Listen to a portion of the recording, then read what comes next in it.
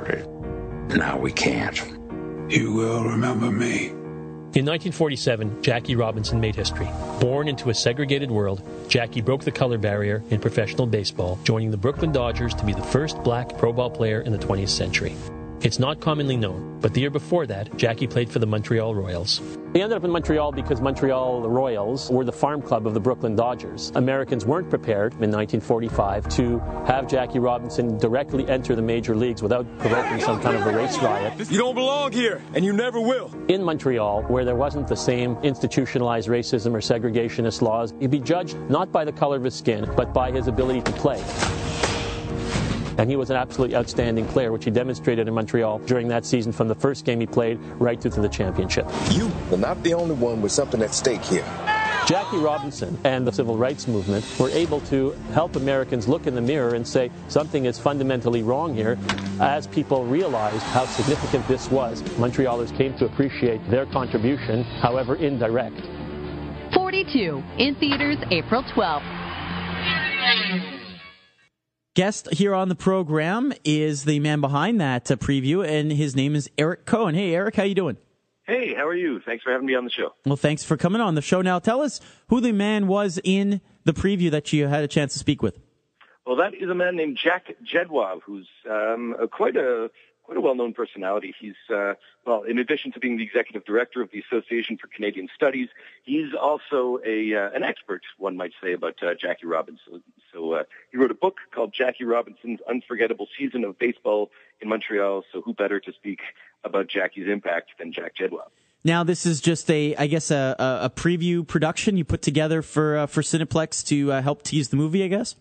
Yeah, indeed. I work as a freelance producer, but quite often I work with Cineplex producing their pre-show content. So when you go see films, often just before the trailers, there is sometimes it's set visits on the set of a film or interviews with musicians or trivia. And every once in a while, there's a film that comes around that, where we throw around some ideas to come up with something that we can personalize.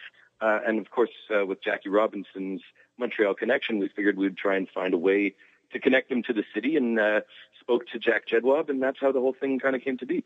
Now, is this a film that is getting a little more buzz than some of the others out there that you're working on, or? Well, I would say that when I first produced the segment, I had a friend, another journalist, Richard Burnett, or Bugs Burnett, who also was interested in writing about it. So he wrote an article in his blog on the Gazette in Pop-Tart about it, and then it started making the rounds, and I've been actually getting a lot of attention and a lot of people approaching me about different things. I as well am one of the lucky few who will be going to the event screening. And looking forward to hearing more from Warren Cromartie. Not just about his organization, but also about the idea of baseball's role and importance in Montreal. Because I think that's really what came to be very clear as I was working on this, is that Montreal has much to do with Jackie's history as Jackie does to baseball's history. Well, it was a great production you put together, very insightful. We appreciate your time, and I guess I'll see you in early April. Thanks so much.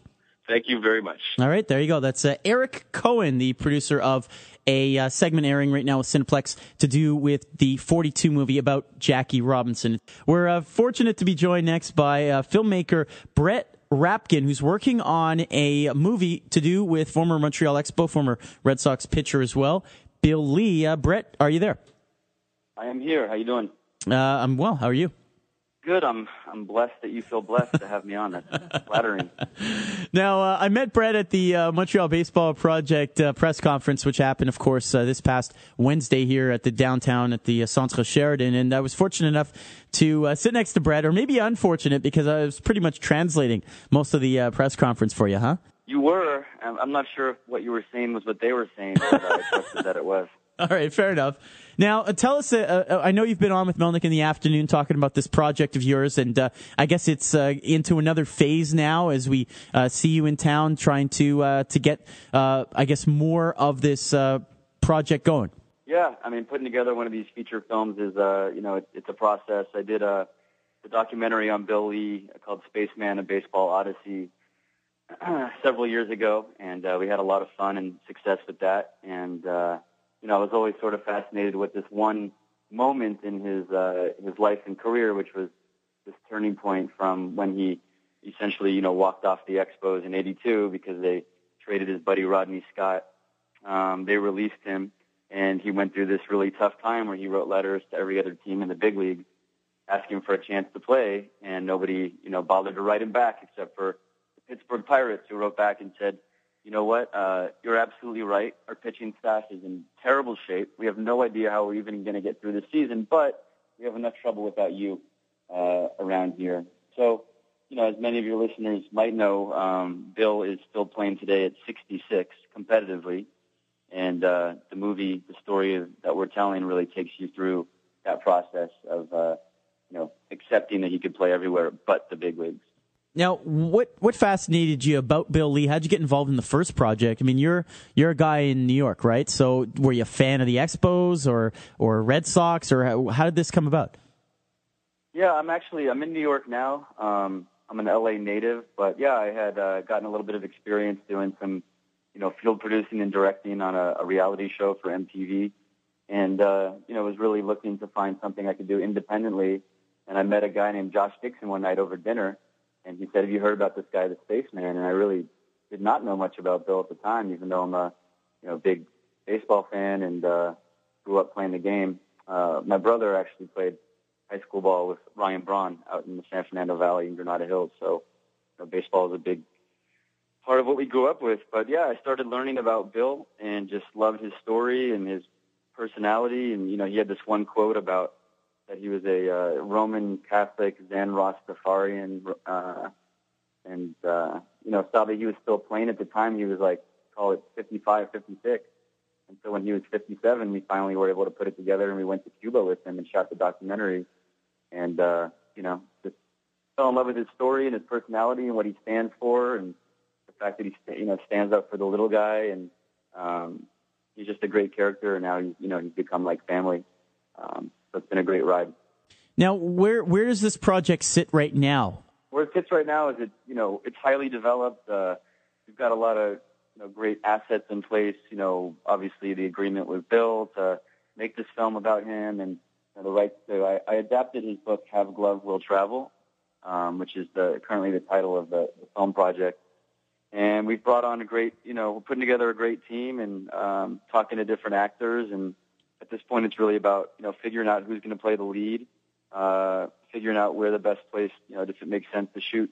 Hopefully, all of it in Montreal, since that's where the story takes place, and there's so many great resources there, as I learned more about last week when I saw you. And it's really about just putting some financing together.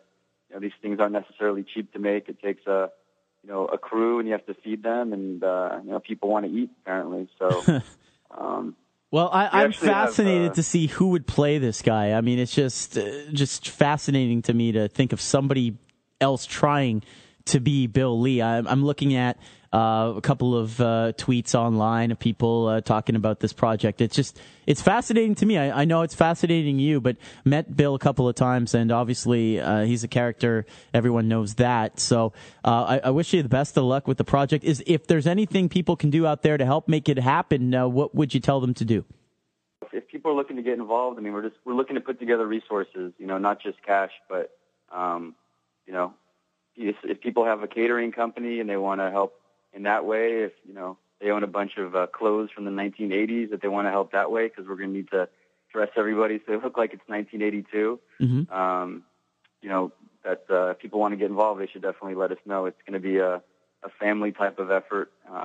It's gotten tough to make these kind of movies in quote unquote Hollywood, where we have a really different system than the way movies get made in Quebec. Sports movies are tough because they say, how's it going to play in Europe? Is a baseball movie going to be popular, in Africa? And it's like, it doesn't necessarily need to be. It needs to find its audience. And I think this is going to be a really popular story. Definitely in Quebec, we're going to have some great French-Canadian actors in some of the supporting roles. And I think it'll play great up and down New England for starters. And hopefully it finds an audience, much broader. Brett, thanks so much for joining us. I really appreciate your time.